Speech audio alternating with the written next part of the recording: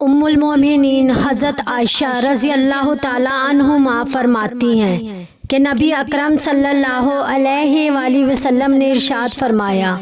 تم وہ چیز استعمال کیا کرو جو کھانے میں بہت بری ہے لیکن اس کا فائدہ بہت زیادہ ہے، وہ ہے تلبینہ یعنی بوسی۔ اس ذات کی قسم جس کے قبضہ قدرت میں میری جان ہے، یہ پیٹ کو اس طرح صاف کر دیتی ہے جیسے پانی کے ساتھ چہرے کی میل ختم ہو جاتی ہے۔ تو آپ رضی اللہ تعالیٰ عنہ فرماتی ہیں، جب نبی اکرم صلی اللہ علیہ وآلہ وسلم کے گھر والوں میں کوئی بیمار ہوتا تو ہنڈیاں مسلسل چولہے پر رہتی یعنی بوسی پکتی رہتی جب تک کہ وہ بیمار آر یا پار نہ ہو جاتا۔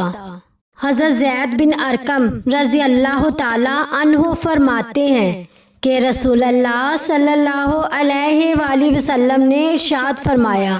ذات الجنب بیماری کے لیے کست بحری یعنی سمندری عود ہندی اور زیتون سے علاج کرو۔